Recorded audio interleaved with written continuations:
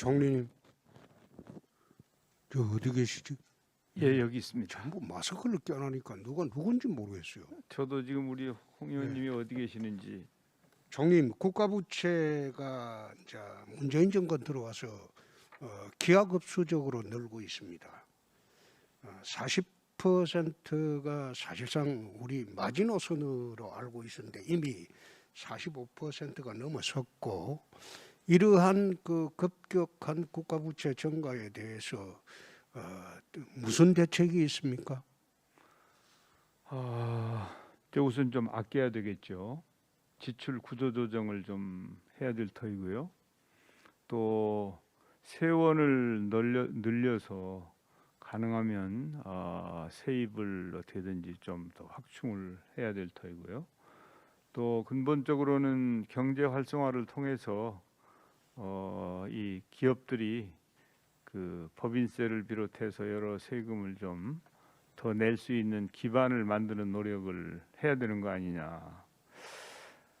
그리고 이제 그 지금은 뭐 아시는 것처럼 코로나19 때문에 추경을 4번이나 편성했지 않습니까?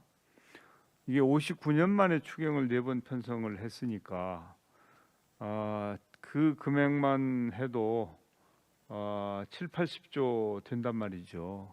그러다 보니까 이제 부채가 늘어났습니다. 그 부분에 대해서 좀 아프죠. 그런 상황이 없었으면 바람직할 터인데 걱정이 됩니다만은, 그래도 이제 다른 나라들하고 비교하면 조금은 우리가 나은 편이어서 그것으로 위안을 삼으면서, 그렇지만은 앞으로도 건전성을 유지하는 노력을 지속적으로 펼쳐야 되겠다, 이렇게 생각하고 있습니다.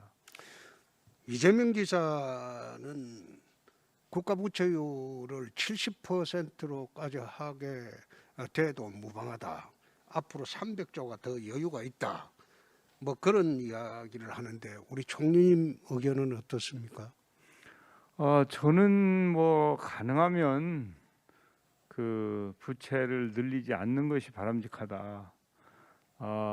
이제 이번 코로나19 말고 그 이후에는 그러면 국가적인 위기가 오지 않을 것인가, 또 감염병을 비롯해서 자연재해라든지 여러 가지 상황이 없을 것인가, 앞으로도 기후변화 등의 이유 때문에 그 빈도가 더 잦을 가능성이 있다. 그렇다면 그때를 대비해서 재정 여력을 너무 소진하는 것보다는 절도 있게 재정을 운영하는 것이 책임 있는 정부의 역할이라고 하는 것이 저의 소신입니다.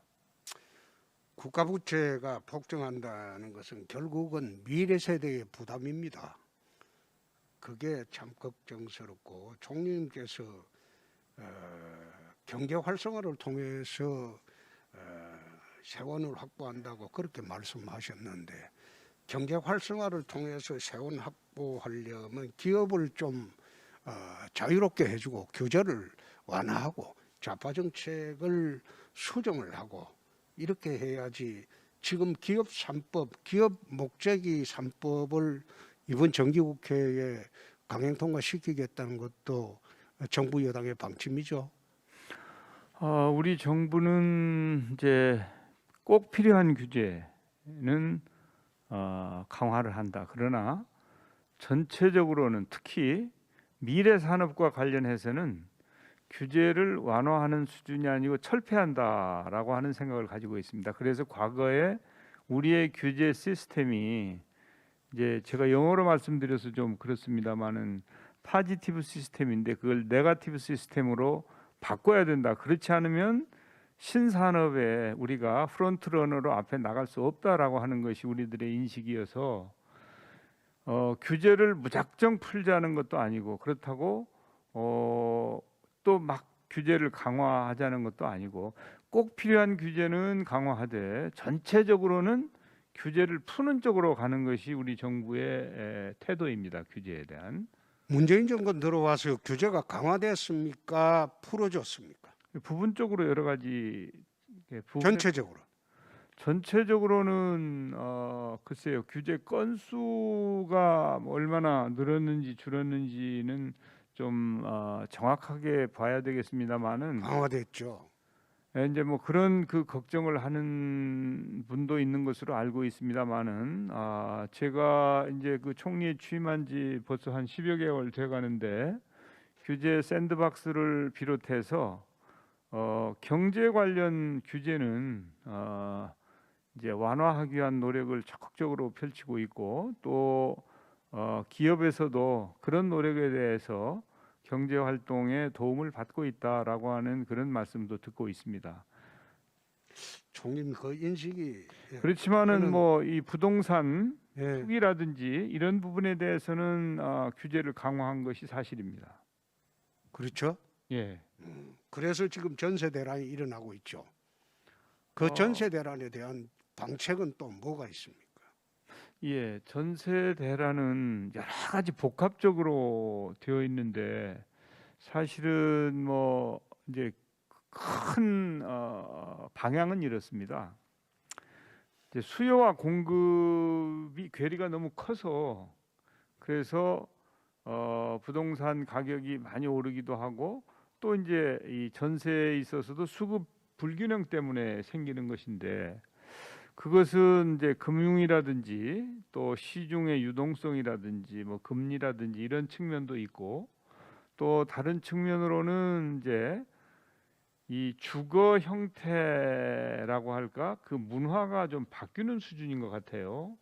옛날에 그 우리 홍 의원님이나 저희들이 결혼할 때는 아주 그 이 단칸 새방도 들어갔고요.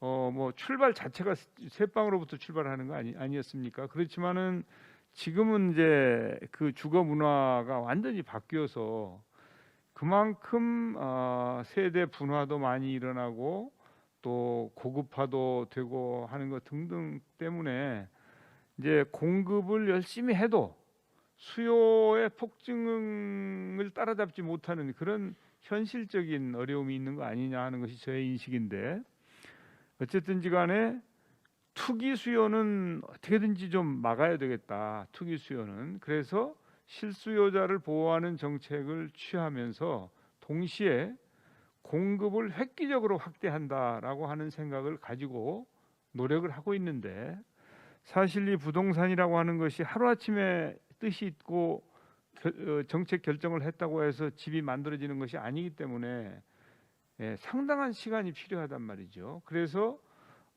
지금 국민 여러분들께서 부동산 문제로 걱정하시는 것은 잘 알고 있고 정말 그 여러 가지 현안들 중에 이 문제를 좀 잘 해결해 드리는 것이 국민을 편하게 해드리는 길이다 이렇게 인식을 하고 있는데 이제 구체적인 정책 하나하나에 대해서는 사실은 저는 이제 전문가가 아니잖아요.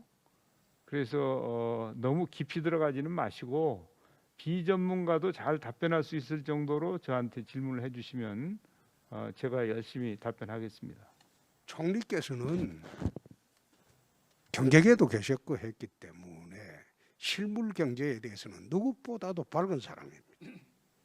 그러면 이런 식으로 경제 정책을 수립하는 것은 정말로 대한민국 경제가 망조로 가는 그런 경제 정책이 될 겁니다. 예컨대 부동산 대책도 23번이나 하고도 지금 대혼란에 빠져 있습니다. 다른 분과는 달리 우리 총리님은 합리적이고 또 극단적인 좌파도 아니기 때문에 실물 경제도 밝은 분이기 때문에 이런 문제는 조속히 해결이 되어야 할 것으로 봅니다.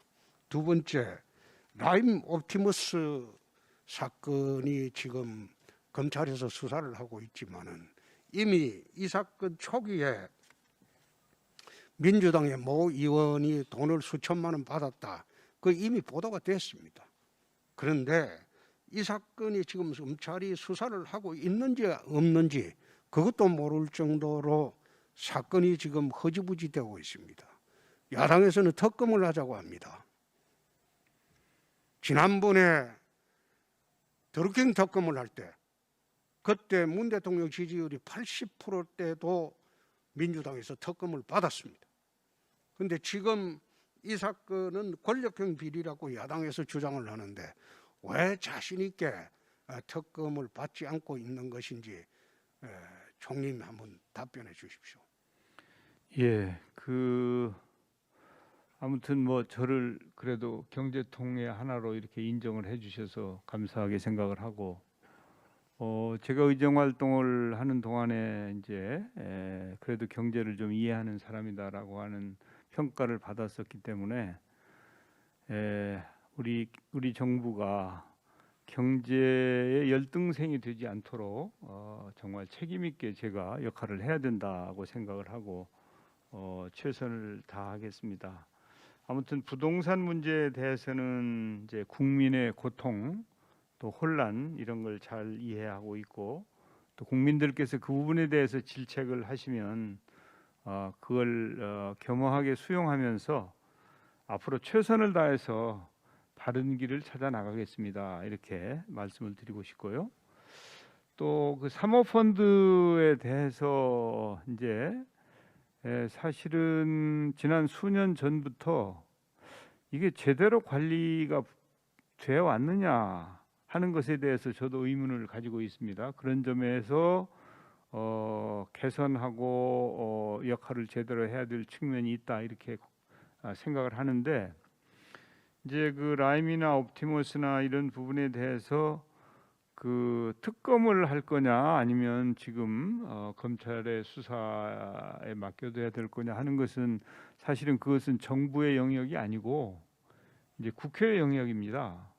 그래서 국회에서 어떤 결정을 하시면 정부는 당연히 뭐 거기에 따라야 되겠죠. 그렇지만은 그 이전까지는 정부가 철저하게 수사도 하고 또 수만 개에 달하는 사모펀드에 대해서 관리를 제대로 해서 추가적인 국민의 피해가 없도록 최선을 다하는 것이 정부가 해야 될 책무다라고 하는 사명감을 가지고 있습니다. 총리께서는 당정청 회의를 하거나 당정 회의를 할 때 정부를 대표해서 나옵니다.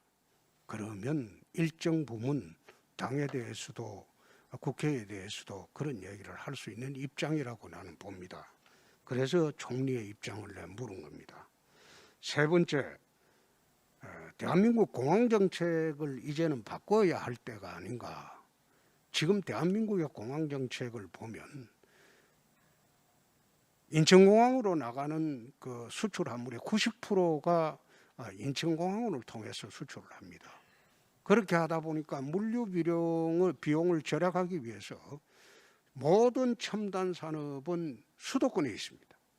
그래서 이제는 그렇게 하지 말고 대한민국의 공항 정책을 바꿔서 광주 호남 지역은 무안공항을 국제공항의 격에 맞게 물류공항으로 만들고, 그리고 대구 경북 그리고 충청 지역은 대구 통합신공항을 통해서 항공화물이 나갈 수 있게 만들고, 그리고 부산 경남 울산 지역은 가덕도 신공항을 새로 만들어서 물류 수송을 하게 하면, 그러면 지역 균형 발전이라는 것, 지방으로 기업이 내려가는 것, 그 어렵지가 않습니다. 그러면 지역 균형 발전이 되고 그렇게 될 것인데, 공항 정책이 이게 어떻게 보면 핵심 중요 정책일 수가 있습니다. 총리 생각은 어떻습니까? 예, 그 방향에 대해서 전적으로 공감을 하고요. 우리 정부는 이제 그런 방향으로 앞으로 정책을 추진하고자 합니다. 그래서 원래는 이제 그 인천공항에 더해서 소위 말하는 동남권 신공항안이 사실은 그 김대중 대통령 시절부터 논의되었던 것 아닙니까? 그런데 어디다 어떻게 할 것인지를 가지고 지난 10년, 20년을 시간을 보냈죠. 그러다가 이제 지금에 와서 방향을 잡아가는 듯 하면서도 아직도 이제 김해공항을 어떻게 할 것인가에 대해서 이 논의가 끝나지 않은 상태입니다. 아마 금월 중으로 일단은 그 김해공항 문제에 대해서 정부의 입장은 정리가 될 것입니다. 그러면 그것을 토대로 해서 1극 체제에서 뭐 2극 체제로 갈 것인지 3극 체제로 갈 것인지 다극 체제로 갈 것인지 좀 더 현실적인 공항 정책을 수립하고 이제 그것이 그 앞으로 뭐 4차 산업혁명 시대의 물류의 흐름이 과거에 바다 중심에서 이제는 이제 항공 쪽으로도 많이 그 이양이 되고 있는 상태이기 때문에 거기에 걸맞는 정책을 추진하고 집행하는 것이 바람직하고 꼭 필요하다고 하는데 공감을 합니다. 지난번에 의료대란이 합의가 됐습니다. 그런데 지금 마지막 남은 게 의대생들의 국가고시 구제 문제가 남아 있습니다. 총리께서도 대학 다니실 때 유신 반대 데모도 하고, 그러나 사실상 그 당시에 정권이 총리 취업하는데 방해를 안 했습니다.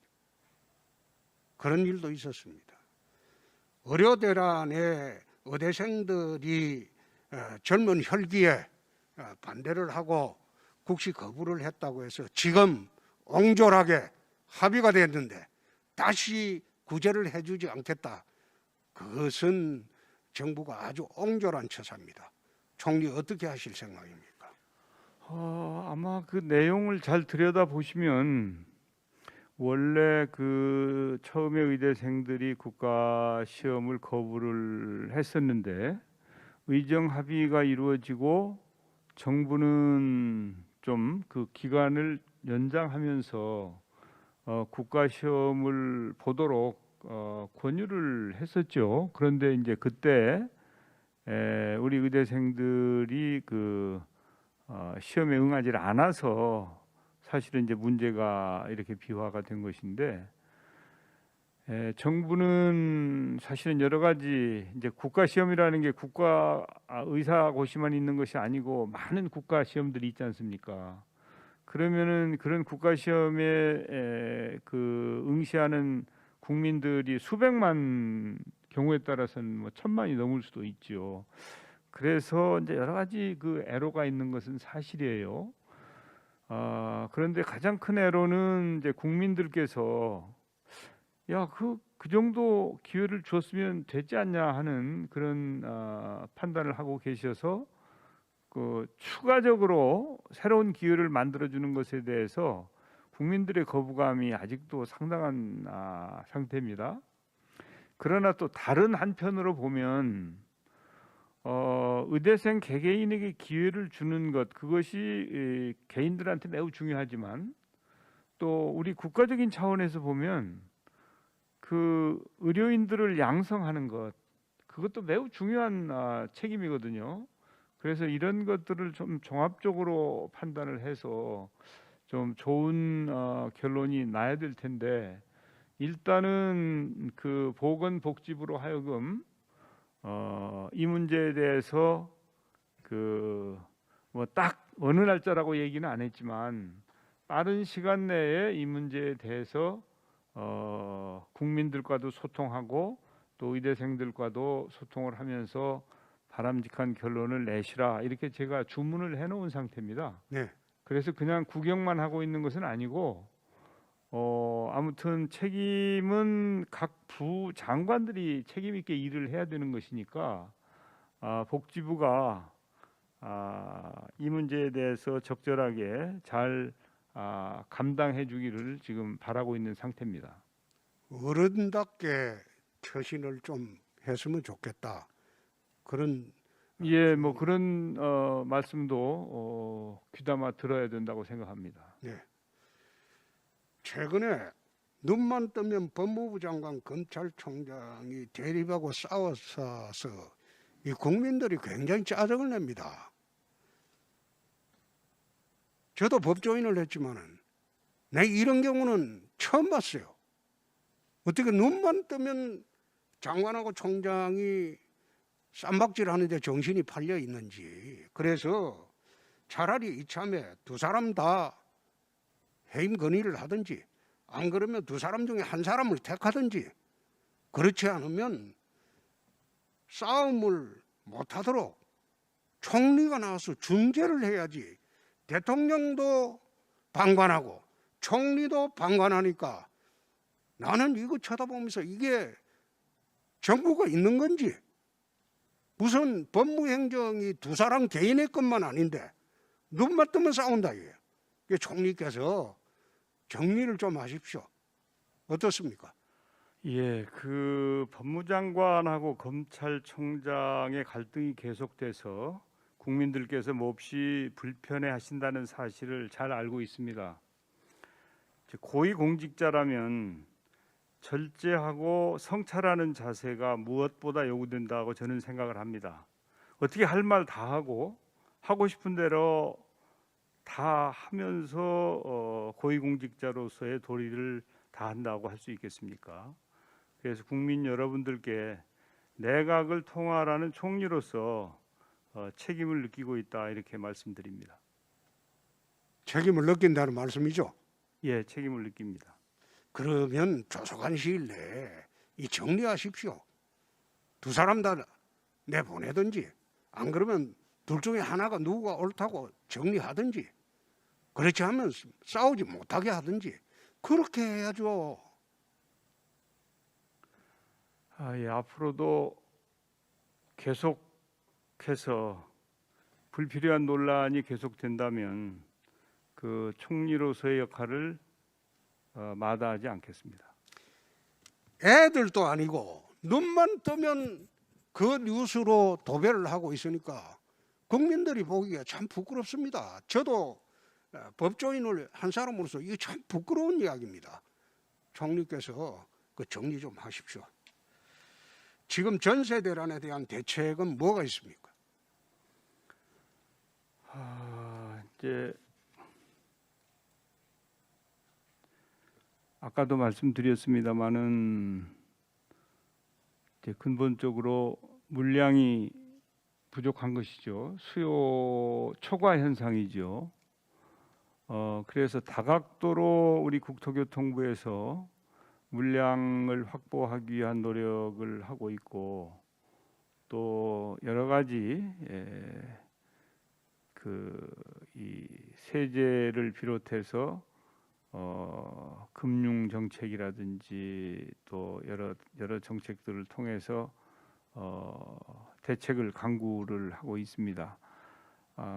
그런데 이제 새로운 제도 개선과 함께 제도가 변경이 되면 초창기에 상당 기간 적응하는 기간이 필요하다고 하는 것이 과거의 경험이어서 그런 부분도 이제 조만간 좀 안정이 되기를 기대하면서 추가적으로 필요한 물량을 공급할 수 있는 방안은 없을까 이런 부분을 다각도로 우리 국토부에서 검토를 하고 있습니다. 그래서 국민들께서 너무 이 문제로 힘드신데 하여튼 이 어려운 국민들에게 힘이 될 수 있도록 최선을 다해 보겠습니다. 총리께서 물량 부족 또는 주거환경 개선으로 주거환경 변화로 지금 사실 1인 주택이 늘고 있죠. 그렇습니다. 1인 예. 가족이 늘고 있고 이런 판에 지금 재개발 재건축을 전국적으로 억제를 하고 있습니다. 그렇게 하고 있으면서 어떻게 물량 부족에 대한 공급 대책 운운 이런 말씀을 하실 수가 있습니까?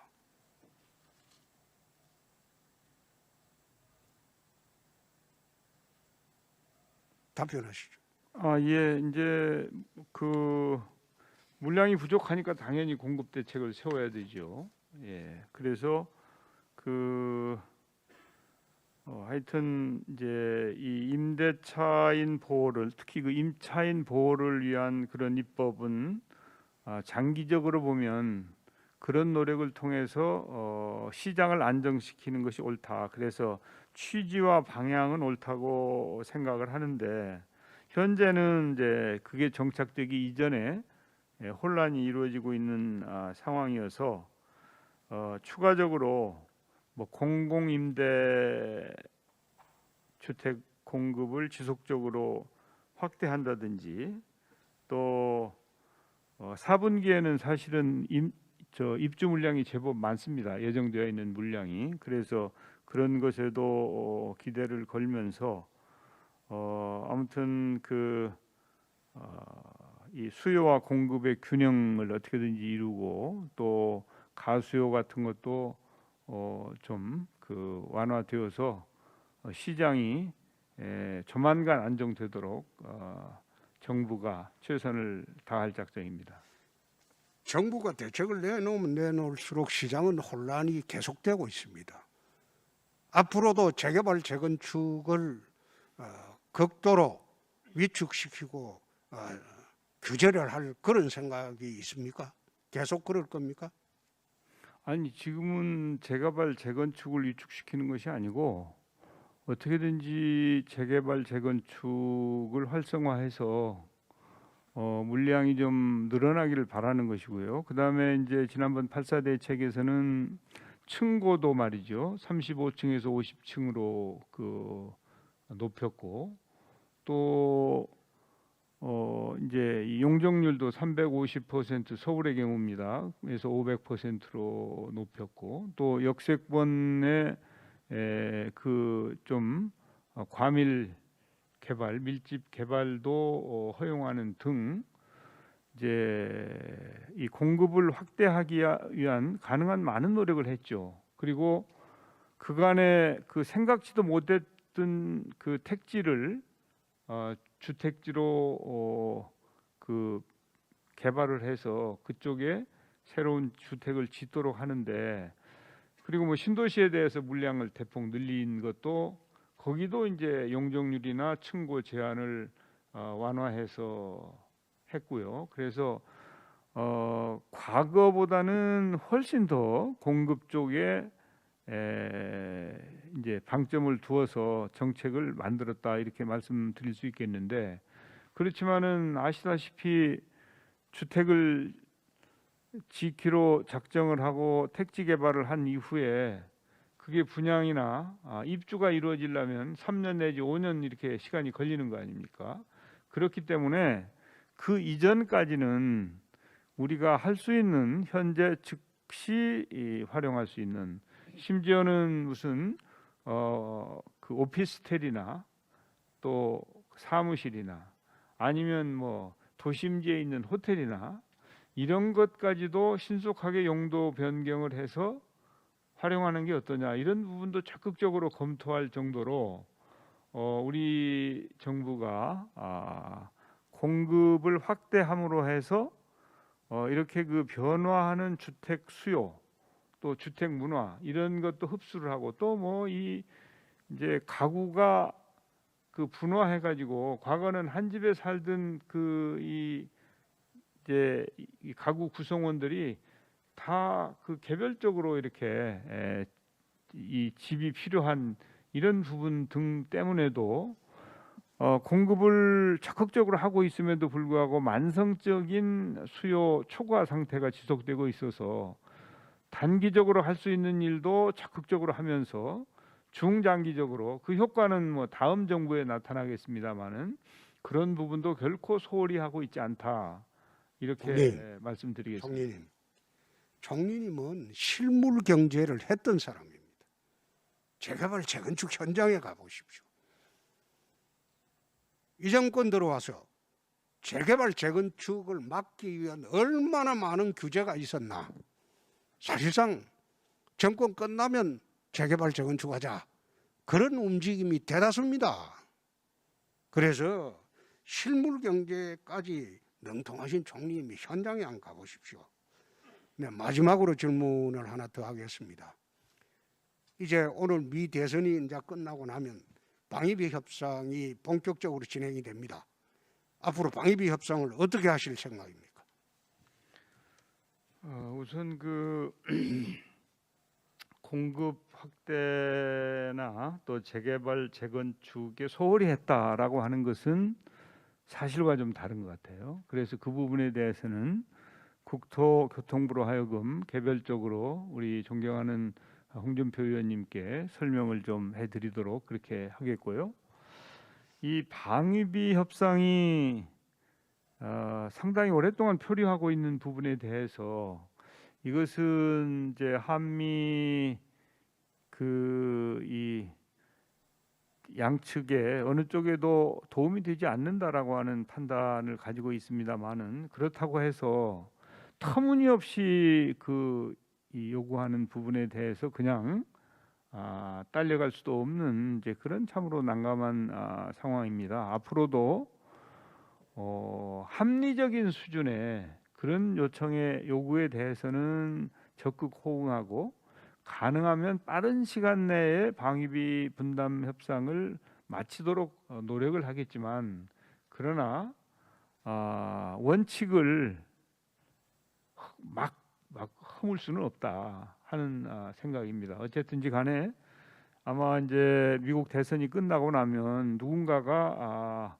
그 대통령이 되겠죠. 그러면 새 정부가 구성이 될 터인데 가능하면 빠른 시간 내에 이 협상을 마무리 짓고 한미 동맹이 앞으로도 공고히 지속될 수 있도록 든든하게 해나가는 노력을 할 그런 요량입니다. 국토부 장관한테 굳이 묻지 않는 이유는 지난번에 질문해 보니까 내용도 숙지가 안 됐더라고. 그래서 총리님한테 직접 물은 겁니다. 저는 국토부 장관님보다 더 나머지는 서면 질의로 대치를 하도록 하겠습니다. 고맙습니다.